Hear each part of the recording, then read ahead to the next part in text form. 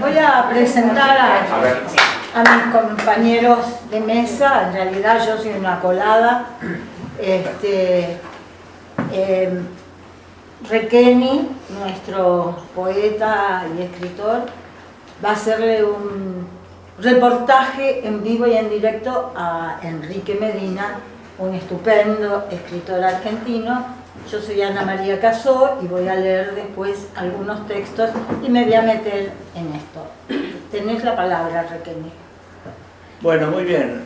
Primero quiero agradecer a todos ustedes por haber venido. Hoy tenemos el privilegio de contar con la asistencia, con la presencia de un novelista famoso como es Enrique Medina, que ha venido hecho un dandy, con su corbata. Bueno, y vamos a hacer un reportaje público, un reportaje. Pero yo quiero decir una cosa: el acto se ha difundido como la presentación de su última novela, que es Los Hámsteres. Pero ha habido un problema. Los Hámsteres, que salió hace muy poco, editado por Galerna, se llevaron todos los libros a la feria del libro, que se han vendido, parece, bastante. Muy bien. Pero la feria del libro terminó ayer y todavía no han devuelto los libros. Así que no pudimos traer. Este es el libro que yo tengo, porque Enrique me lo dio antes de la feria, pero acá no tenemos el. De todas maneras, alguna pregunta le voy a hacer sobre el libro. Y primero quiero hacer una digresión que aparentemente no tiene nada que ver, pero sí tiene que ver, ya van a ver ustedes. Cuando yo me casé, fui a vivir a Caballito, a la calle Doblas 139. Y mi amigo Bernardo Ezequiel Coren, mi gran amigo, todos mis cumpleaños me traía a la calle Doblas un paquete con un libro. Y en el sobre ponía calle Antonio Requeni, ex Doblas. Entonces yo le dije, mirá, no puede ser eso, porque yo vivía en planta baja y en el primer piso vivía Hugo del Carril. Entonces le dije, no, va a ser Hugo del Carril. Pero Hugo del Carril se mudó a los pocos meses, vivió muy poco tiempo, se mudó a la calle Las Heras con su esposa Violeta, y al tiempo me entero que en la calle Doblas, enfrente donde yo vivía, había nacido Enrique Medina. Entonces, bueno, la calle se va a llamar Enrique Medina. Claro. Pero como se pone el nombre a las calles después que el personaje ha muerto, y según las ordenanzas municipales tiene que pasar 10 años, Mejor no. En la calle, mejor que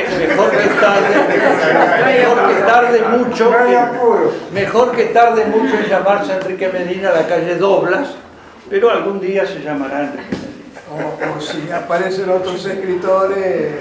No, aparentemente no hay. Cerca nació Marta Lynch, pero no en la calle Doblas, en la Avenida La Plata. Y vos no vivís más allá. Y yo no vivo más allá. Bueno, vamos a empezar en serio el reportaje. Lo primero que quiero preguntarte, ¿cómo se despertó tu vocación literaria?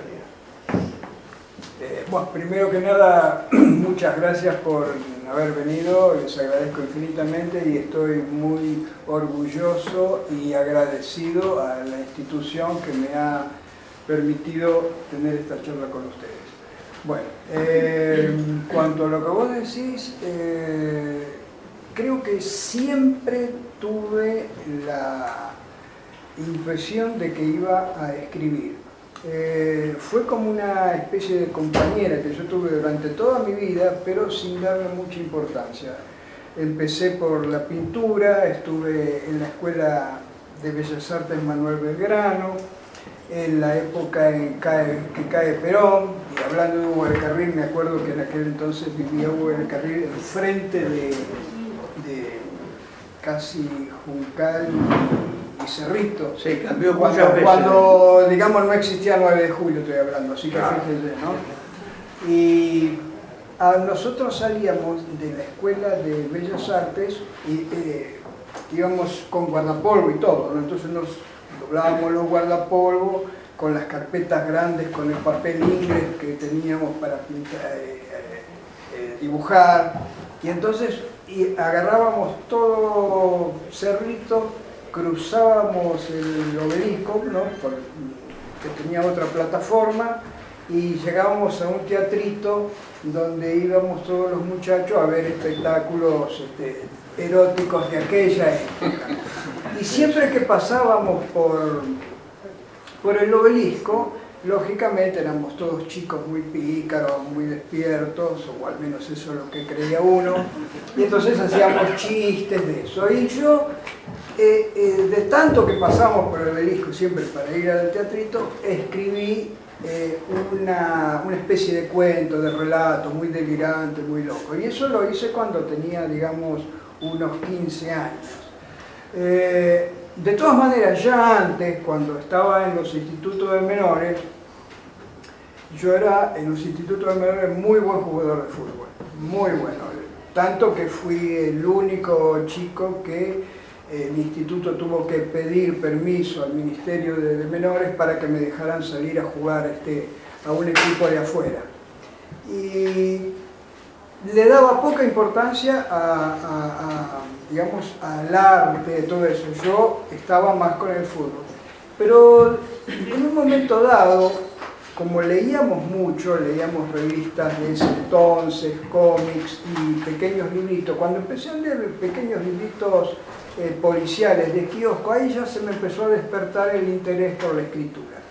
Luego, en ese mismo instituto, en todos los institutos, cuando había una costumbre, que era que cuando llovía mucho, como no saben qué hacer con los chicos, entonces nos sentaban a todos en grandes pasillos y uno, el más hábil, pasaba adelante, ¿no?, de todos y contaba una película. Todo eso para entretenernos hasta que llegara la hora de la comida, porque nosotros estábamos siempre jugando al fútbol o cualquier tipo de deporte, ¿no? Es decir, estudiábamos y nos movíamos, entonces estábamos en un estado atlético impecable.